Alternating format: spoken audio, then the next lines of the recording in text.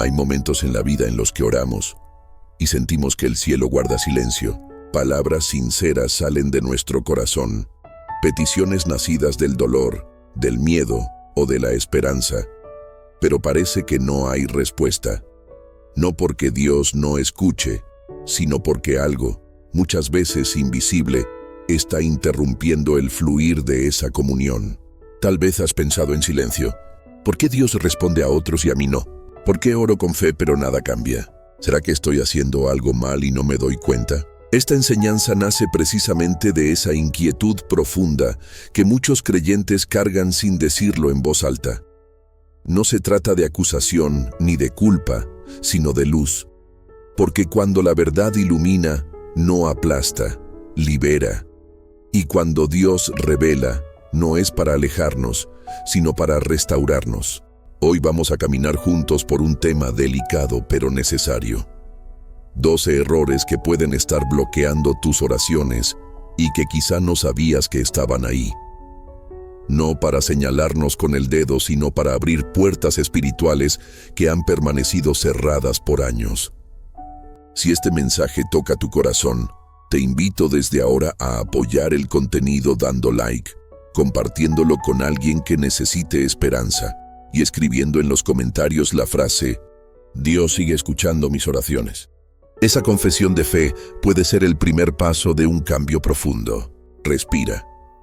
Abre tu corazón y permite que el Espíritu Santo guíe cada palabra que escucharás. Parte 1. Cuando el cielo parece cerrado, la Biblia deja algo muy claro desde el inicio. Dios es un Dios que escucha. No es distante, no es indiferente, no es ajeno al clamor humano. Desde Génesis hasta Apocalipsis, vemos a un Dios que inclina su oído hacia la voz de sus hijos. El Salmo 34, versículo 15, dice que los ojos del Señor están sobre los justos y sus oídos atentos a su clamor. No dice que a veces escucha, ni que escucha solo a algunos. Dice que sus oídos están atentos, permanentes, vigilantes, cercanos. Entonces surge una pregunta inevitable. Si Dios escucha, ¿por qué muchas oraciones parecen no pasar del techo? La Escritura no evita esta tensión. Al contrario, la aborda con honestidad. Hay pasajes que revelan una verdad incómoda, pero liberadora. No toda oración fluye libremente cuando hay barreras espirituales no tratadas.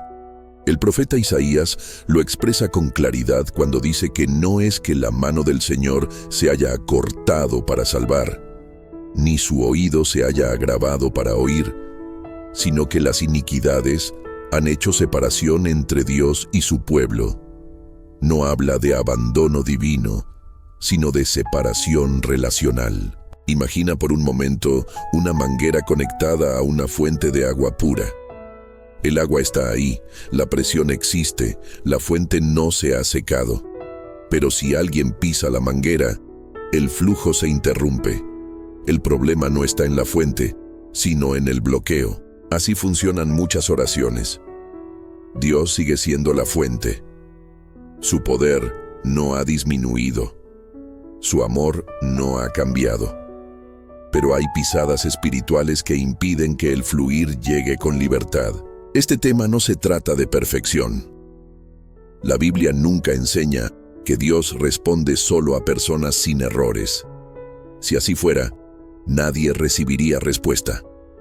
Se trata de postura del corazón, de actitudes no examinadas, de áreas que se normalizan con el tiempo y se vuelven obstáculos invisibles.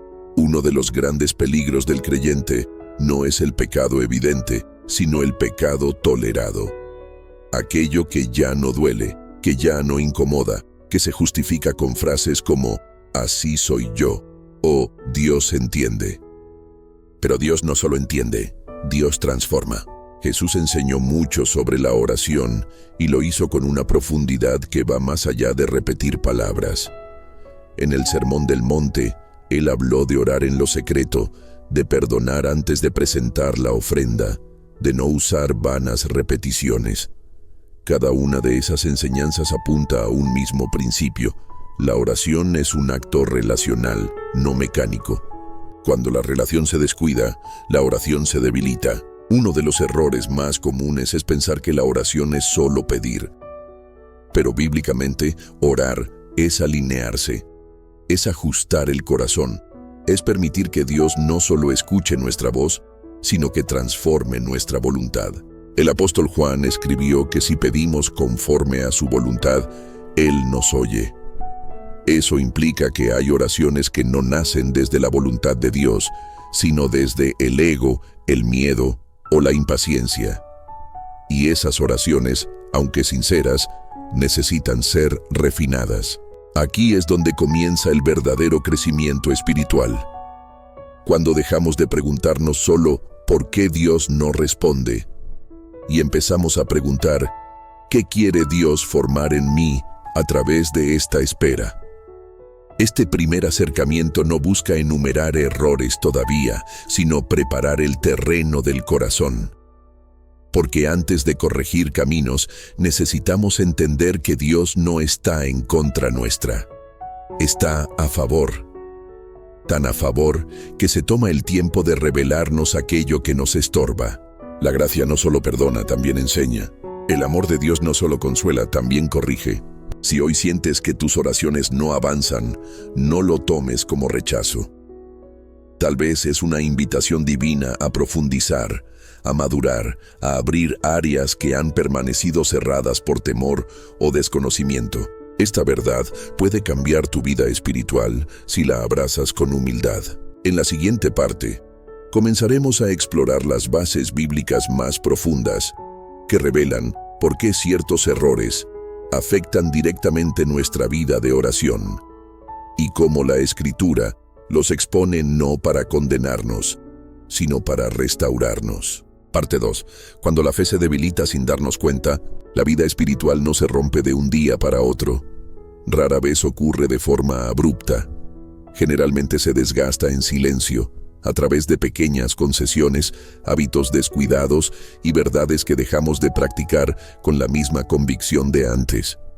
Por eso, muchos creyentes oran con sinceridad, pero sin la fuerza interior que nace de una fe viva y alineada. La Escritura enseña que la fe no es solo creer que Dios existe, sino confiar plenamente en su carácter.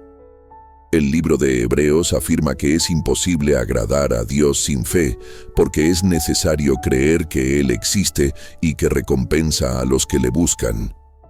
Esta afirmación no apunta a una fe teórica, sino a una fe activa, perseverante y expectante. Uno de los errores más sutiles que bloquean la oración es orar desde la duda normalizada. No la duda honesta que busca respuestas, sino la duda que se acomoda, que ora esperando que no pase nada, que habla con Dios, pero interiormente ya ha aceptado la derrota. Imagina a alguien que toca una puerta convencido de que nadie va a abrir. Llama por costumbre, no por expectativa. Así oran muchos corazones cansados.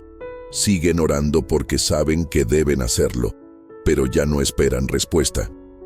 Ese desgaste interior no siempre se nota por fuera, pero el cielo lo percibe. Santiago lo expresa con claridad cuando dice que el que duda es semejante a la ola del mar, que es arrastrada por el viento y echada de una parte a otra. Luego añade algo fuerte, que esa persona no piense que recibirá cosa alguna del Señor. No porque Dios castigue la duda, sino porque la duda rompe la coherencia interior necesaria para recibir. La fe no obliga a Dios, pero sí nos alinea con Él. Cuando la fe se debilita, la oración pierde dirección. Se vuelve un monólogo lleno de palabras correctas, pero con un corazón dividido. Otro aspecto doctrinal clave es comprender que la oración está profundamente ligada a la obediencia. El apóstol Juan escribió que recibimos de Dios todo lo que pedimos porque guardamos sus mandamientos y hacemos las cosas que le agradan. Esta declaración no enseña salvación por obras, sino comunión por obediencia. La obediencia no compra respuestas, pero crea un ambiente espiritual propicio. Así como la desobediencia persistente endurece el corazón, la obediencia sensible lo vuelve receptivo. Aquí aparece otro error común. separar la vida de oración de la vida diaria. Muchos oran con devoción, pero viven con contradicción. Hablan con Dios por la mañana y deshonran principios espirituales por la tarde. No por rebeldía abierta, sino por descuido, por costumbre, por no examinarse. Jesús habló de esto cuando dijo que no todo el que le dice Señor entrará en el reino de los cielos, sino el que hace la voluntad del Padre.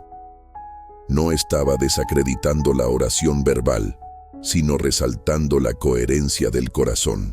La doctrina bíblica enseña que Dios mira más allá de las palabras. Él pesa las intenciones, discierne los motivos, examina las actitudes ocultas. Por eso, hay oraciones que suenan correctas, pero nacen de corazones desalineados. Un ejemplo claro es cuando oramos pidiendo dirección, pero en el fondo ya hemos decidido lo que vamos a hacer. Pedimos confirmación, no corrección. Buscamos paz, no verdad. Esa postura interior bloquea el fluir de la oración, porque convierte a Dios en espectador de nuestras decisiones, no en señor de ellas. El profeta Jeremías dijo que el corazón es engañoso más que todas las cosas.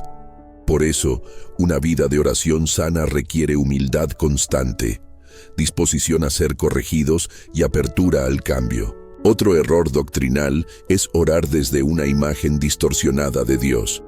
Algunos lo ven solo como juez severo, otros como proveedor automático, otros como recurso de emergencia.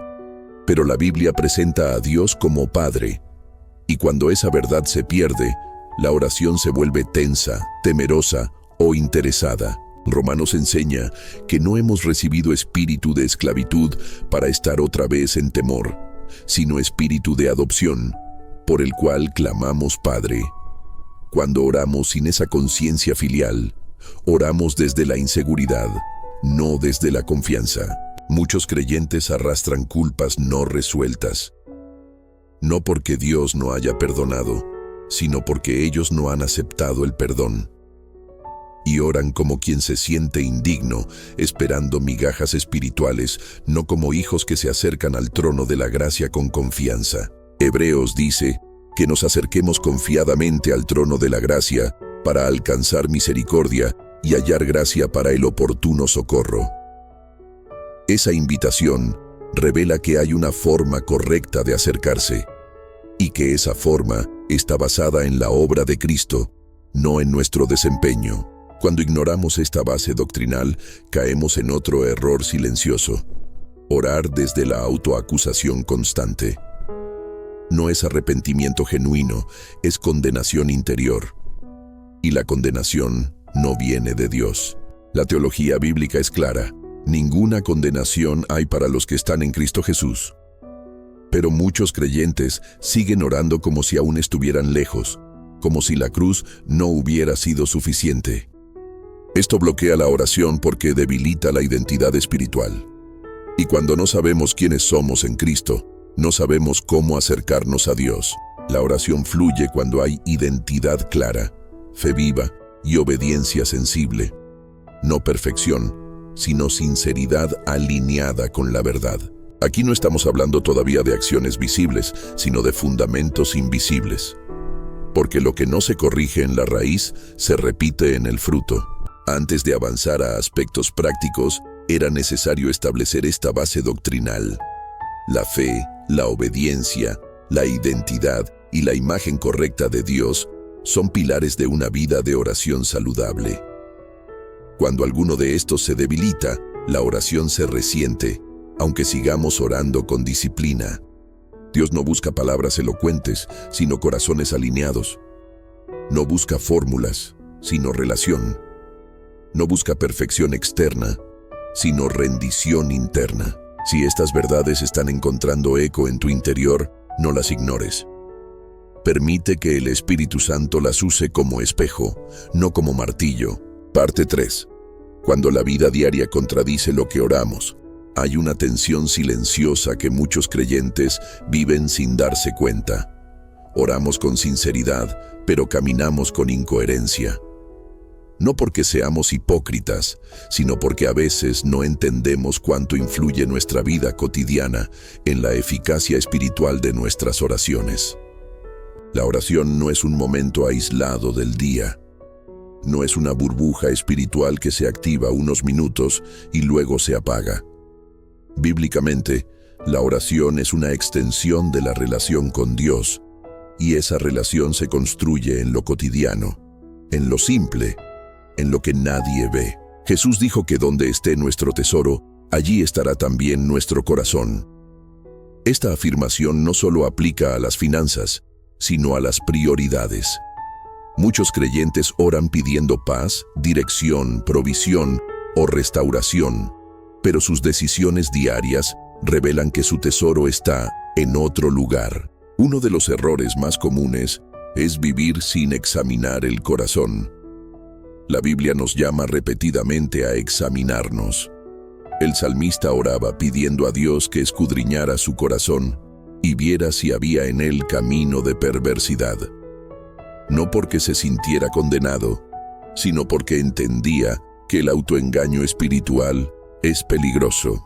Cuando dejamos de examinarnos, comenzamos a normalizar actitudes que afectan la oración, resentimientos pequeños, palabras hirientes justificadas, hábitos que apagan la sensibilidad espiritual, decisiones tomadas sin consultar a Dios. Jesús enseñó algo muy revelador cuando dijo que si llevamos nuestra ofrenda al altar y recordamos que alguien tiene algo contra nosotros, debemos dejar la ofrenda y reconciliarnos primero. Esto muestra que para Dios, la relación con los demás está profundamente ligada a la comunión con Él. Aquí aparece otro error que bloquea muchas oraciones: la falta de perdón práctico. No el perdón teórico que decimos haber otorgado, sino el perdón que se demuestra en la actitud, en la manera de hablar, en la ausencia de deseo de venganza. Jesús fue claro al decir que si no perdonamos a los demás, tampoco nuestro Padre perdonará nuestras ofensas. Esta declaración no habla de perder la salvación, sino de interrumpir la comunión. El perdón no es una emoción, es una decisión espiritual que libera el corazón. Muchas personas oran pidiendo libertad, pero siguen cargando ofensas antiguas como si fueran tesoros ocultos. Esas cargas no solo afectan la paz interior, también entorpecen la oración, porque endurecen el corazón. Otro aspecto práctico es la forma en que usamos nuestras palabras. La Biblia dice que la vida y la muerte están en poder de la lengua. No podemos orar bendición y vivir hablando maldición. No podemos clamar por restauración y usar palabras que destruyen. Jesús dijo que de la abundancia del corazón habla la boca.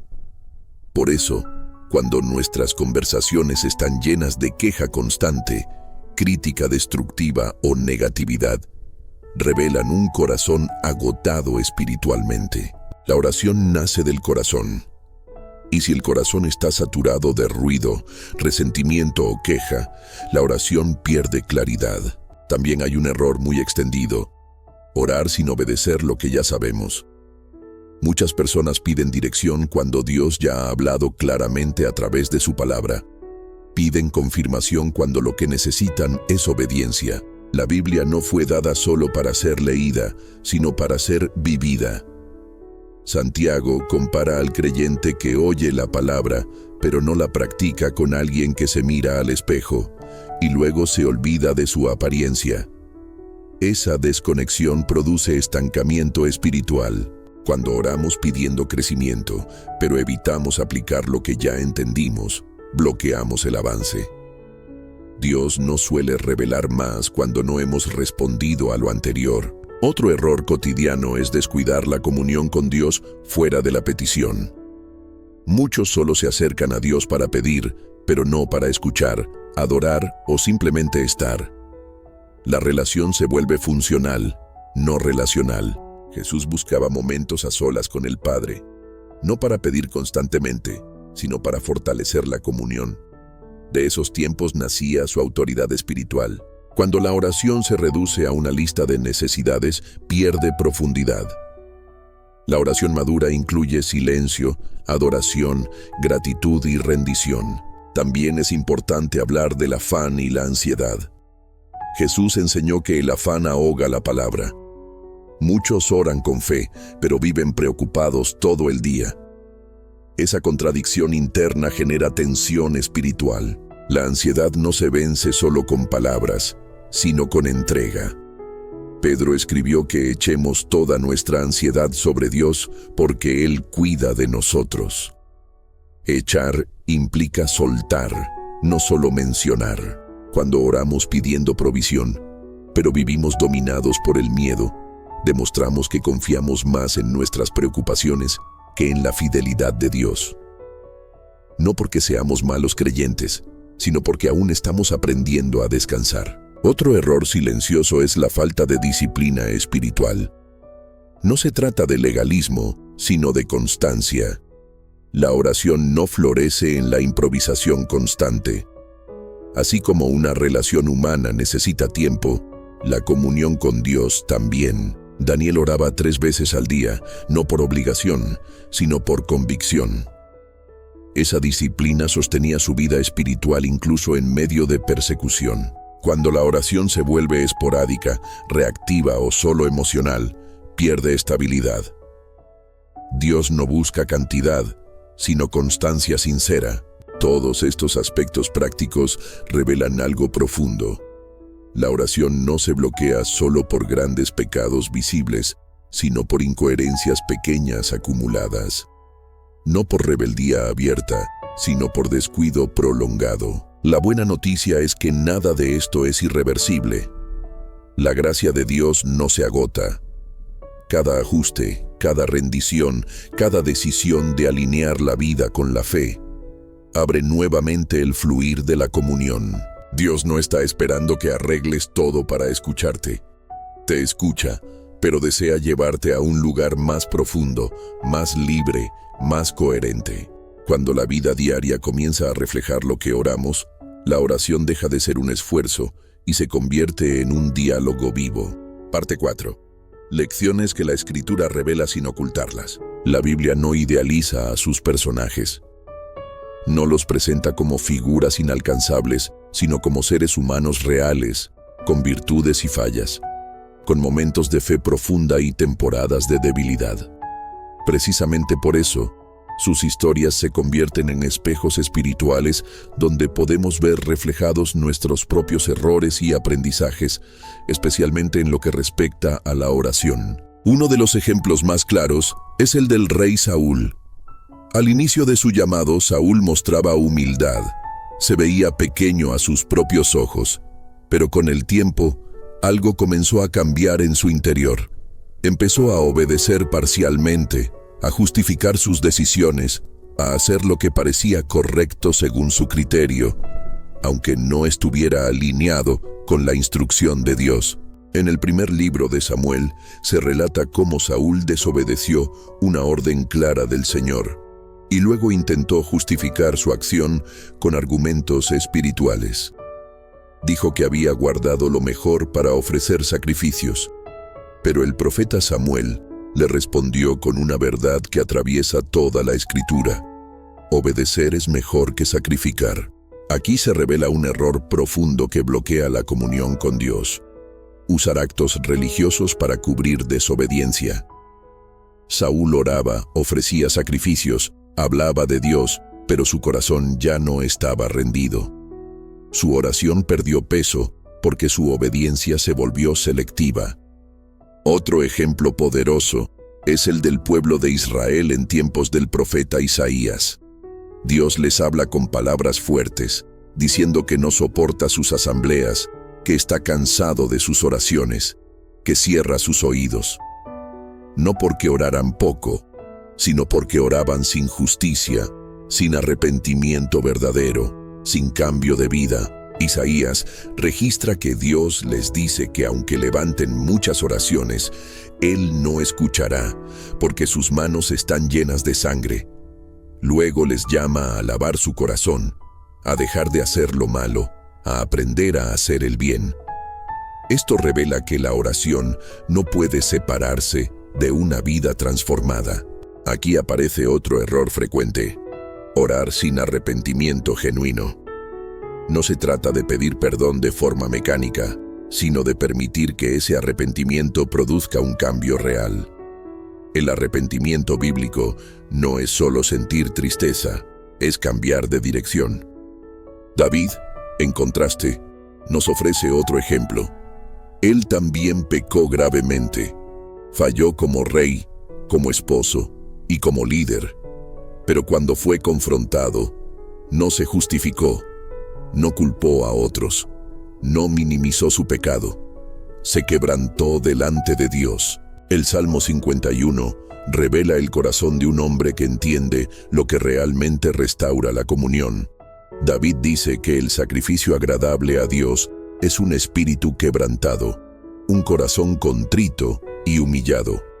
No pidió primero que se resolvieran las consecuencias, pidió que su corazón fuera limpiado. Por eso, aunque David enfrentó consecuencias, su comunión fue restaurada. Su oración volvió a tener peso porque su corazón volvió a alinearse. Otro relato revelador es el de Elías en el Monte Carmelo. El pueblo había mezclado la adoración al Dios verdadero con la idolatría. Los profetas de Baal clamaron durante horas, gritaron, se hirieron, repitieron palabras, pero no hubo respuesta.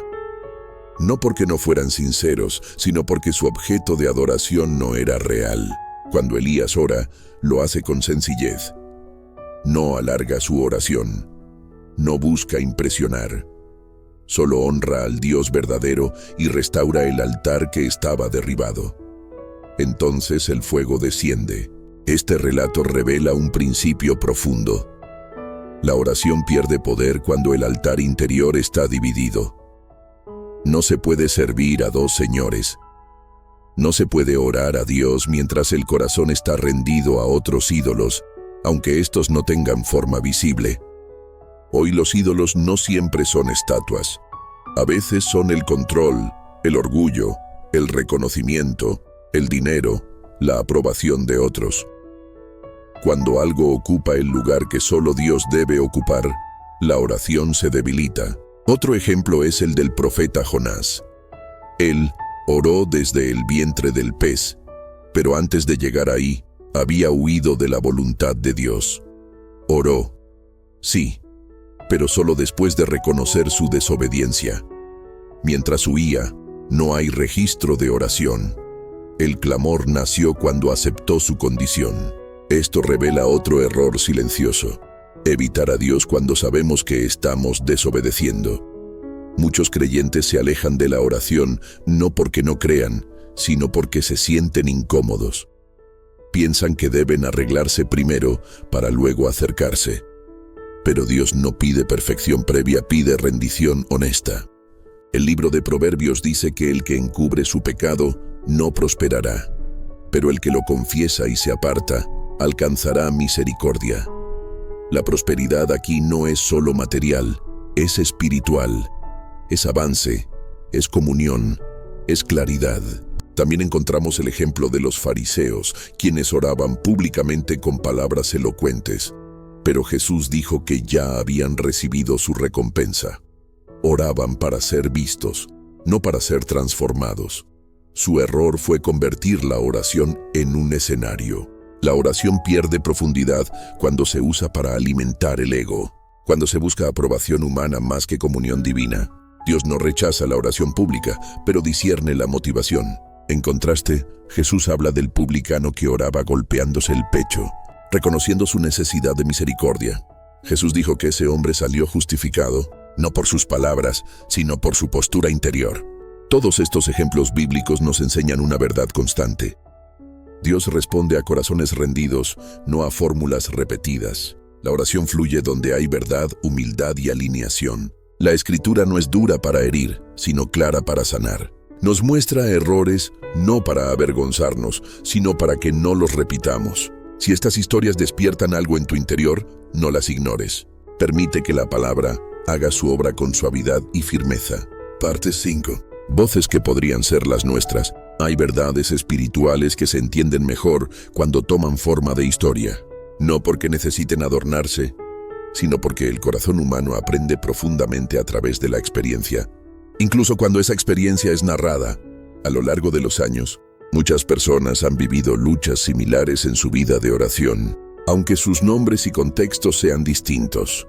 Sus historias reflejan errores comunes, pero también revelan la gracia paciente de Dios que sigue llamando, esperando y restaurando. Imagina a una mujer que ora cada noche por su familia.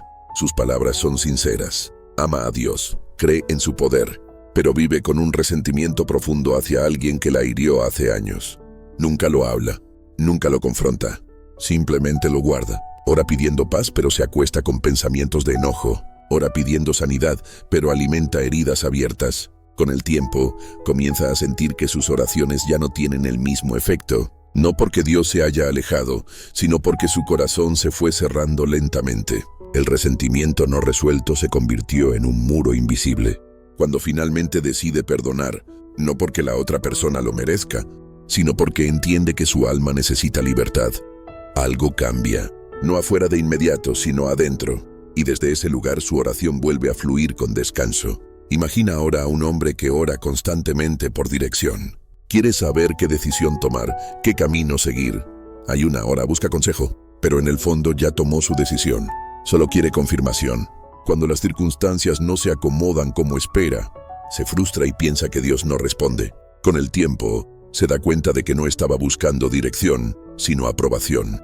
Cuando se rinde de verdad y dice con honestidad que está dispuesto a obedecer incluso si la respuesta no coincide con su deseo, la claridad llega. No siempre como esperaba, pero con paz. La oración dejó de ser una negociación y se convirtió en una entrega. Imagina a alguien que ora pidiendo provisión, pero vive atrapado en la ansiedad. Cada día repite sus temores. Cada conversación refuerza la escasez. Ora con fe por la mañana, pero alimenta el miedo durante todo el día. Esa contradicción no cancela la oración, pero debilita la confianza. Cuando esa persona comienza a practicar la gratitud diaria, no como un ritual vacío, sino como un acto consciente de fe, algo se transforma. No porque el problema desaparezca de inmediato, sino porque el corazón aprende a descansar. Y donde hay descanso, la oración encuentra espacio para crecer. Imagina a una persona fiel en la iglesia, activa, comprometida, pero agotada espiritualmente. Ora, pero sin gozo. Sirve, pero sin descanso. Da, pero sin renovación. Nunca se detiene, nunca escucha, nunca se permite estar en silencio delante de Dios. Su error no fue dejar de orar, sino orar sin escuchar. Cuando finalmente aprende a detenerse, a estar quieto, a permitir que Dios ministre su interior sin exigencias, su relación con Dios se profundiza. La oración deja de ser una carga y se convierte en un refugio. Imagina también a alguien que ora con culpa constante. Cada oración comienza con una larga lista de acusaciones contra sí mismo, no porque no haya pecado, sino porque no ha aceptado el perdón. Vive espiritualmente endeudado, como si siempre estuviera en falta. Cuando esa persona comprende de verdad lo que significa la obra de Cristo, cuando entiende que la sangre derramada fue suficiente, algo se libera. Ya no ora desde la vergüenza, sino desde la gratitud. Y esa transición cambia completamente el tono de su comunión. Estas historias, aunque imaginarias, reflejan realidades muy comunes. No son historias de rebeldía extrema, sino de corazones sinceros que se desviaron sin notarlo. Personas que aman a Dios, pero que sin darse cuenta adoptaron actitudes que bloquearon su vida de oración. Lo hermoso es que en todas estas historias hay un punto de inflexión. No es una fórmula mágica, no es una técnica nueva. Es un momento de honestidad, un momento donde la persona deja de justificar, deja de esconder, deja de resistir y permite que Dios examine el corazón. La Biblia dice que el Espíritu Santo convence de pecado, de justicia y de juicio. No condena, convence. No aplasta, despierta. Ese convencimiento es una invitación a volver al centro. Cuando escuchas estas historias, tal vez reconoces fragmentos de la tuya. Tal vez no en todo, pero en algo. Y eso no es motivo de vergüenza. Es una oportunidad de gracia. Dios no revela errores para alejarnos, sino para sanarnos. No señala para humillar, sino para restaurar. No expone para destruir, sino para liberar. La oración no se bloquea porque Dios se cansa de escuchar, sino porque el corazón se llena de ruido, cargas, resistencias y hábitos que apagan la sensibilidad espiritual. Pero todo eso puede ser tratado cuando hay disposición. La Escritura dice que Dios da gracia a los humildes.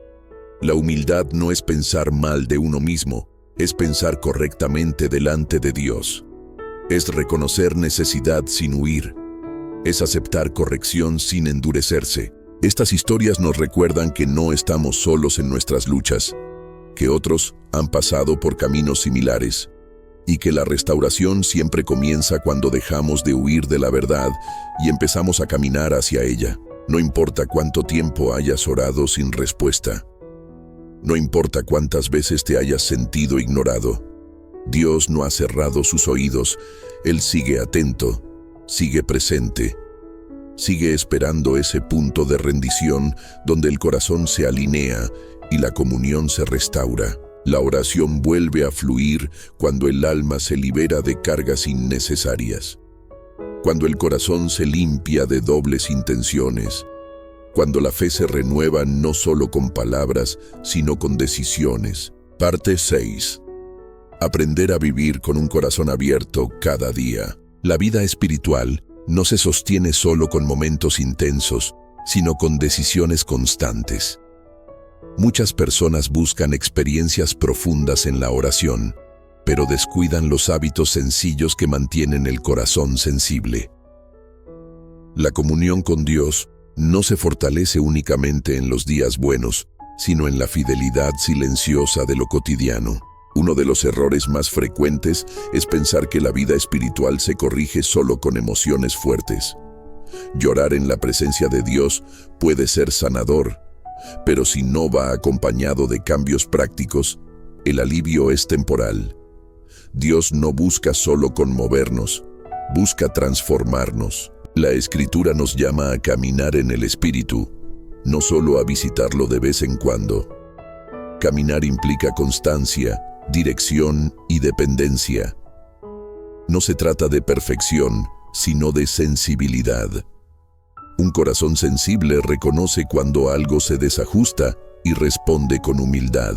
Una de las prácticas espirituales más olvidadas es el silencio delante de Dios. Vivimos rodeados de ruido, opiniones, noticias, exigencias, preocupaciones. Incluso nuestras oraciones a veces se llenan de palabras, pero carecen de escucha. El salmista decía que en silencio esperaba su alma en Dios. Ese silencio no es vacío, es atención. Cuando no hacemos espacio para escuchar, la oración se convierte en un monólogo. Y aunque Dios escucha, nosotros dejamos de percibir su guía. El silencio nos permite discernir, ajustar, rendir. No siempre escucharemos una voz audible, pero sí una dirección interior que trae paz. Otra disciplina olvidada es la gratitud consciente. No la gratitud automática, sino aquella que reconoce activamente la fidelidad de Dios, aún en medio de procesos incompletos. La gratitud no niega el dolor, pero lo ubica correctamente. Nos recuerda que Dios sigue obrando aunque no veamos el resultado final.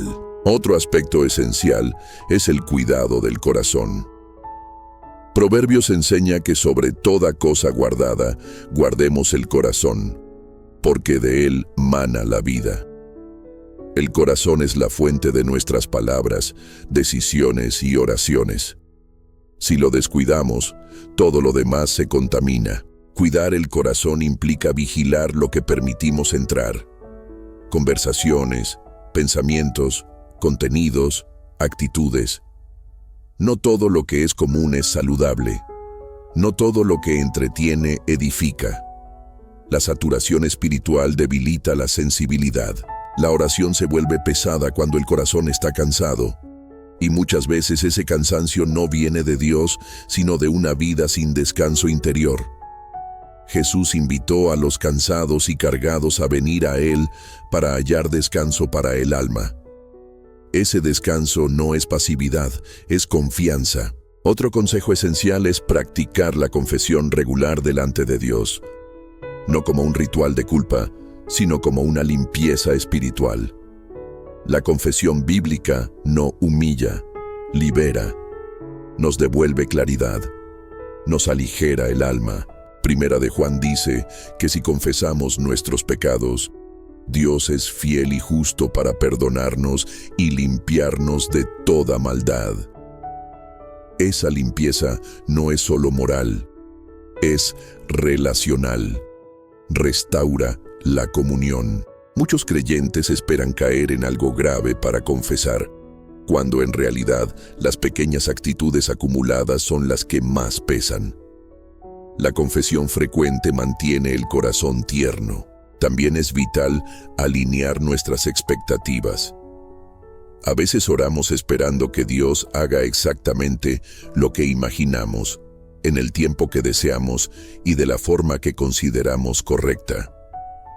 Cuando eso no ocurre, nos frustramos y pensamos que no respondió, pero la madurez espiritual entiende que Dios responde siempre, aunque no siempre como esperamos. A veces la respuesta es sí, a veces es no, y muchas veces es espera. La espera no es rechazo, es proceso. Isaías escribió que los que esperan en el Señor renuevan sus fuerzas. No dijo los que reciben inmediatamente, sino los que esperan. La espera bien vivida fortalece la fe, purifica la intención y profundiza la relación. Otro hábito transformador es la lectura constante de la palabra. No como obligación, sino como alimento. La palabra alinea la mente, corrige la perspectiva y nutre la fe. Cuando dejamos de exponernos a la verdad, comenzamos a interpretar la vida solo desde la emoción. La fe viene por el oír y el oír por la palabra de Dios. Cuando la fe se debilita, la oración pierde firmeza. Por eso, una vida de oración saludable siempre va acompañada de una vida saturada de escritura. También es importante hablar del servicio con un corazón sano. Servir sin descanso, sin límites y sin comunión puede llevar al agotamiento espiritual. Dios no se glorifica en nuestro desgaste, sino en nuestra obediencia balanceada. Marta servía con intensidad, pero María eligió sentarse a los pies de Jesús. Jesús no desprecia el servicio, pero prioriza la comunión. Cuando servimos sin estar con Él, la oración se vuelve mecánica. Otro consejo práctico es rodearnos de comunión sana. La vida cristiana no fue diseñada para vivirse en aislamiento. La exhortación mutua, la oración compartida y el acompañamiento espiritual fortalecen la fe. Eclesiastés enseña que mejor son dos que uno, porque si uno cae, el otro lo levanta. Cuando caminamos solos, es más fácil perder perspectiva. La comunión nos ayuda a ver con claridad cuando estamos nublados. Finalmente, es vital aprender a descansar en la gracia. No todo depende de nuestro esfuerzo. La oración no es una carga que debemos sostener. Es un privilegio que disfrutamos. Dios no nos ama más cuando oramos mejor. Nos ama porque somos sus hijos. Cuando dejamos de intentar impresionar a Dios y comenzamos a confiar en Él, la oración se vuelve natural, fluida, sincera, viva. Vivir con un corazón abierto cada día no significa no fallar, sino no endurecerse. No significa no equivocarse, sino volver rápido. No significa tener todas las respuestas, sino permanecer disponibles. Cuando el corazón se mantiene tierno, la oración encuentra camino. No porque seamos mejores, sino porque estamos alineados. Parte 7. Cuando la oración deja de ser individual y se vuelve comunión viva, hay una dimensión de la vida espiritual que muchos creyentes descuidan sin notarlo: la dimensión comunitaria de la fe. La oración no fue diseñada solo como un acto privado, aislado y solitario, aunque el tiempo a solas con Dios es indispensable. Bíblicamente, la oración también es un acto que nos une, que nos conecta, que nos recuerda que no caminamos solos. Desde el principio, Dios llamó a un pueblo, no solo a individuos. Llamó a Abraham, pero de él formó una nación. Liberó a Israel como comunidad. Jesús eligió discípulos para caminar juntos. La iglesia nació orando unida. La fe cristiana siempre tuvo un rostro colectivo. Uno de los errores que bloquea la profundidad de la oración es vivir la fe de manera aislada, como si no necesitáramos a nadie más. No por orgullo evidente, sino por heridas pasadas, desilusiones, cansancio o temor a volver a confiar. Muchos dejaron de abrir su corazón porque alguna vez fueron juzgados, ignorados o lastimados. Entonces aprendieron a orar solos, a cargar solos, a luchar solos.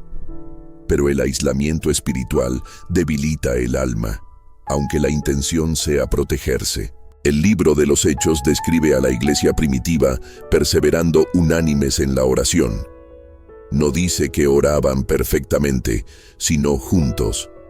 Esa unidad espiritual creó un ambiente donde el Espíritu Santo se movía con libertad. Las respuestas no siempre eran inmediatas, pero la comunión fortalecía la fe. Cuando oramos juntos, algo se alinea. No porque las palabras sean más fuertes, sino porque los corazones se sincronizan. La fe de uno sostiene al cansado. La esperanza del otro levanta al que duda.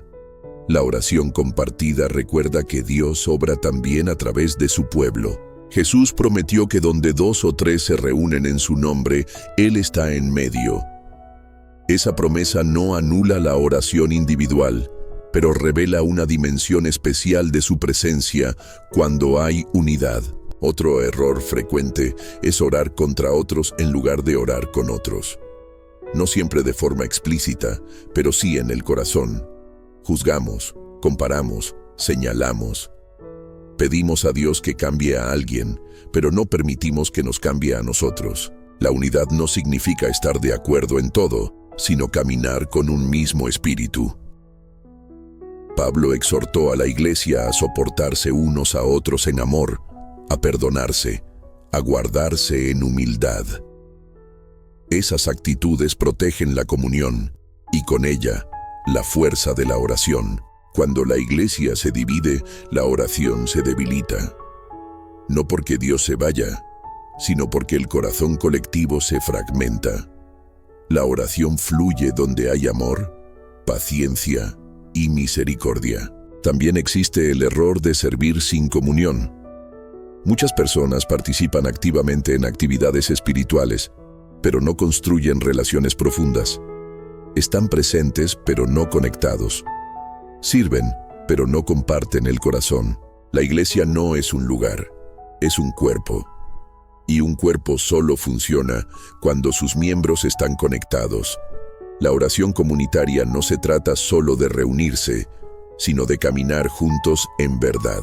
El apóstol Pablo comparó la iglesia con un cuerpo donde cada miembro necesita del otro. Cuando uno sufre, todos sufren. Cuando uno se alegra, todos se alegran. Esa conexión espiritual fortalece la fe y sostiene la oración en tiempos difíciles. Hay personas que dejaron de orar con otros porque piensan que su carga es demasiado pesada. Creen que nadie los entenderá. Pero la Escritura enseña que llevemos las cargas los unos de los otros, no para exponernos sin cuidado, sino para caminar acompañados. La oración compartida no elimina el dolor, pero lo hace llevadero. No resuelve todo de inmediato, pero trae consuelo. No siempre cambia la situación, pero cambia la forma de enfrentarla. Otro aspecto importante es aprender a interceder, no solo a pedir. La intercesión amplía el corazón, nos saca del centro, nos conecta con el dolor ajeno.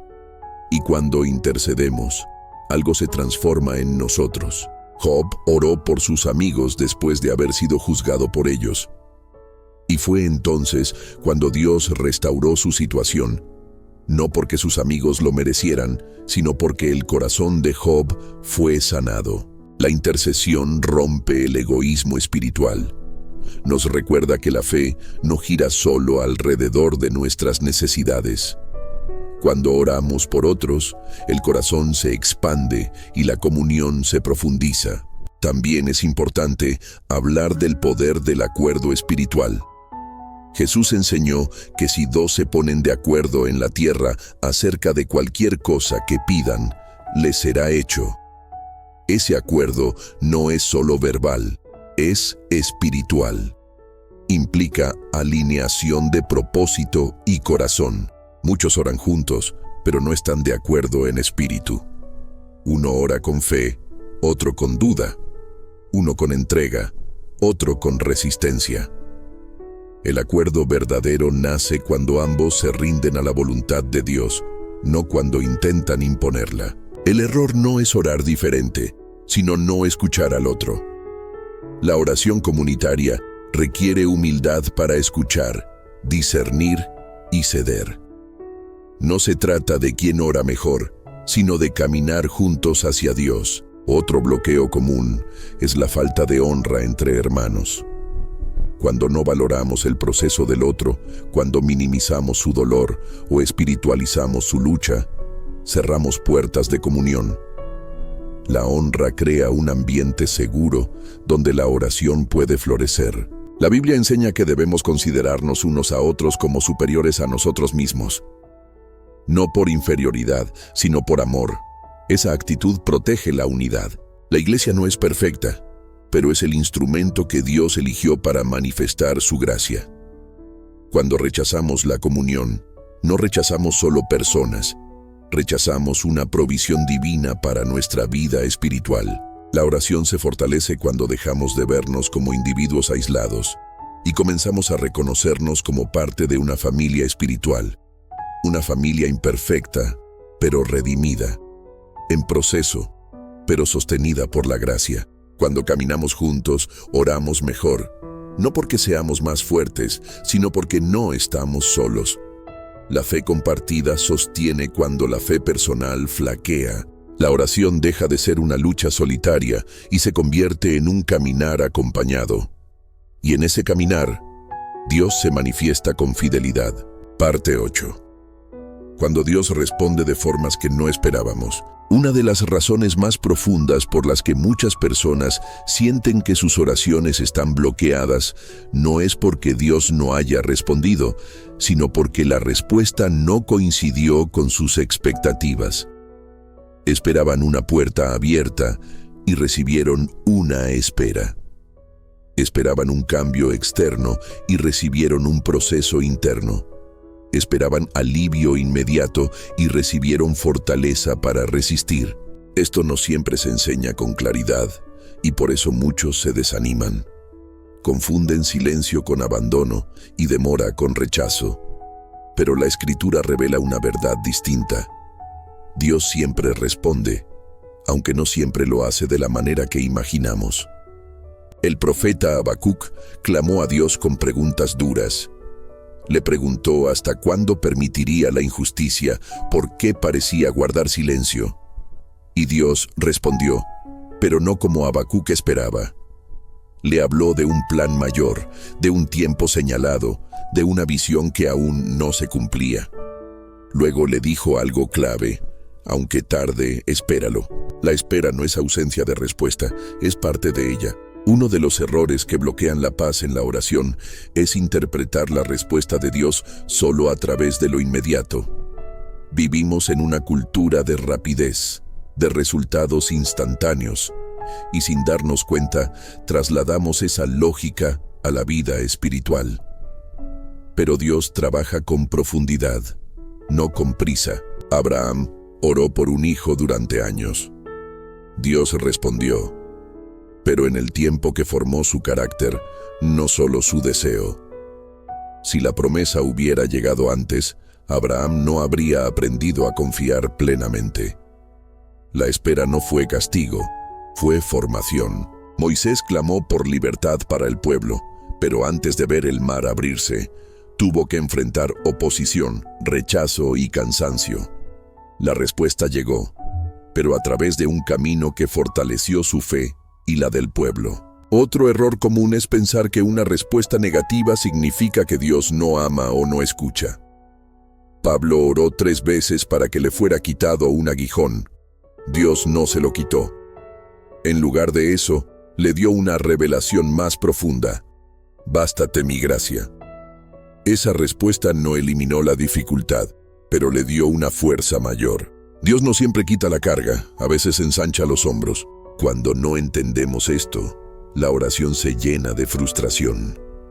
Seguimos pidiendo lo mismo una y otra vez, no porque falte fe, sino porque no hemos discernido que Dios está obrando de otra manera.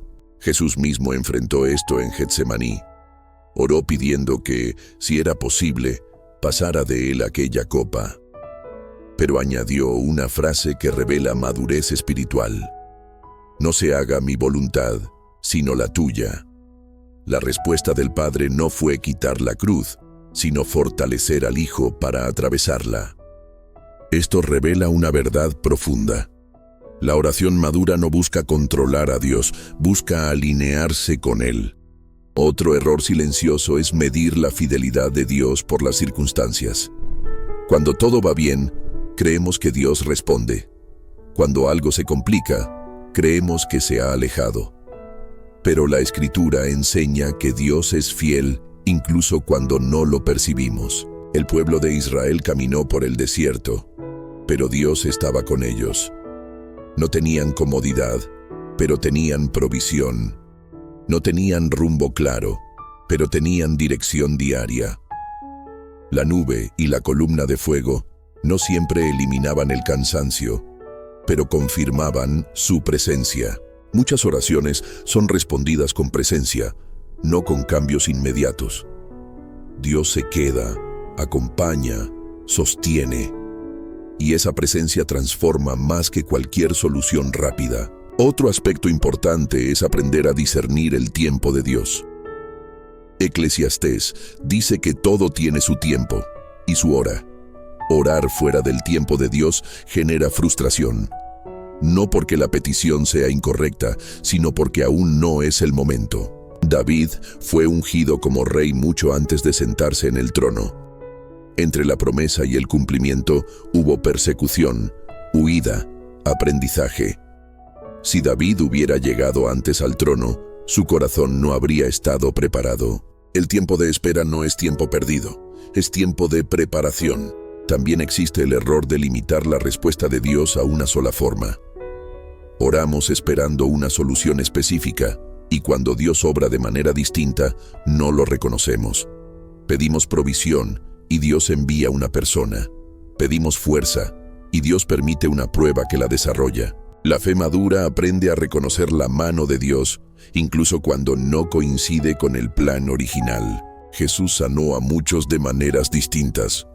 A uno con una palabra, a otro con barro, a otro con un toque. No repitió fórmulas, porque Dios no está limitado a métodos. Cuando intentamos encasillar su respuesta, nos frustramos innecesariamente. Otro error frecuente es abandonar la oración justo antes del cumplimiento.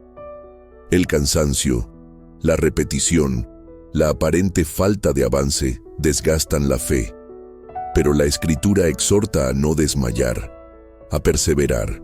Jesús contó la parábola de la viuda persistente para enseñar que debemos orar siempre y no desanimarnos. No porque Dios sea injusto, sino porque la perseverancia forma carácter y mantiene el corazón alineado. Muchas respuestas llegan después de procesos largos, no porque Dios se retrase, sino porque el corazón necesita ser preparado para sostener lo que viene.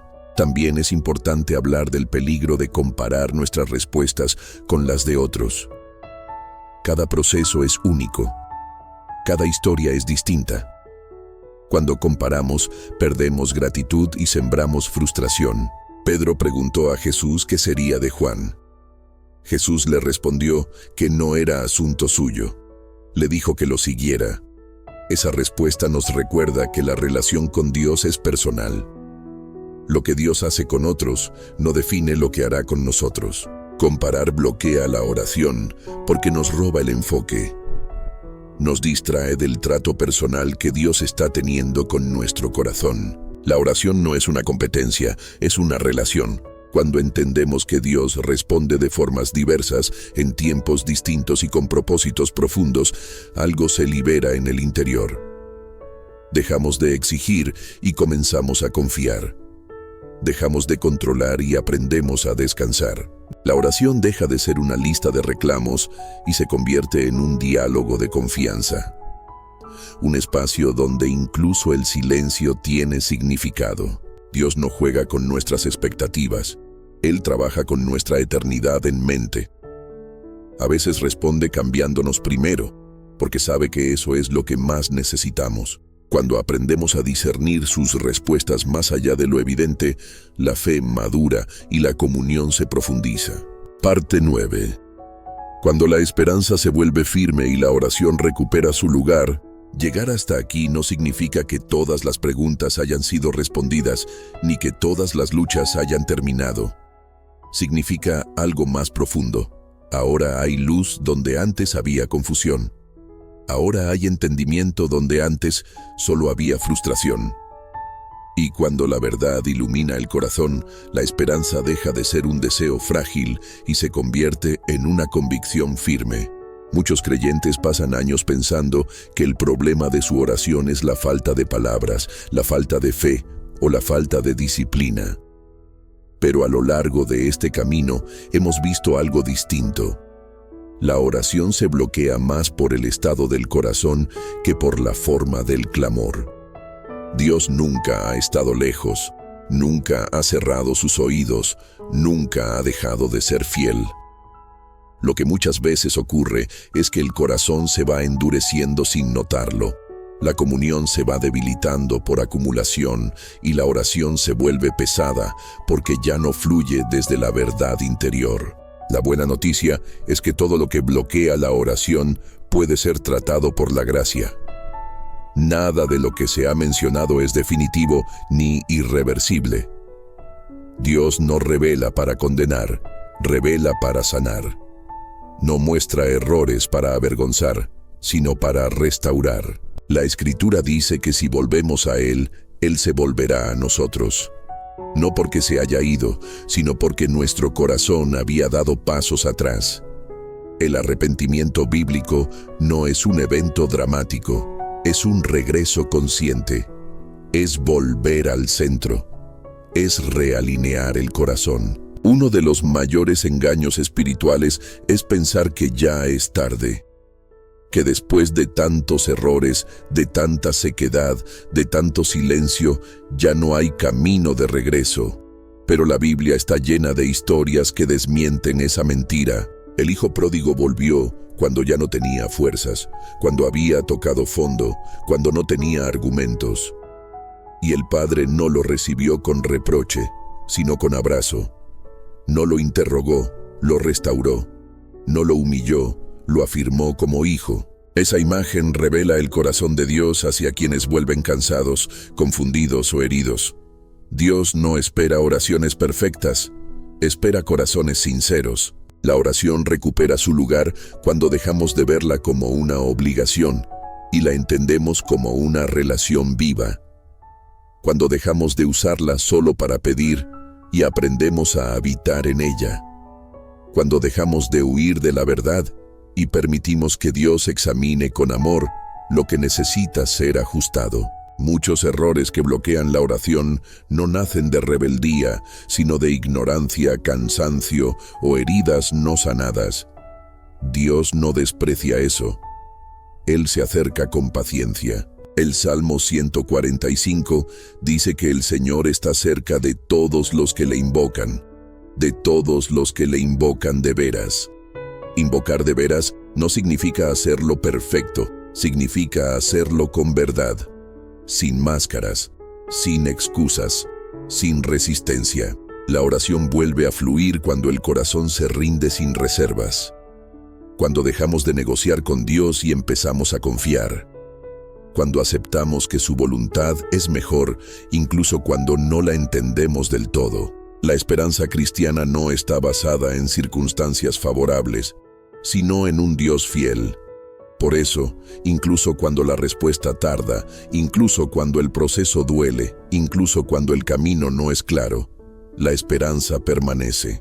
Romanos enseña que la esperanza no avergüenza, porque el amor de Dios ha sido derramado en nuestros corazones.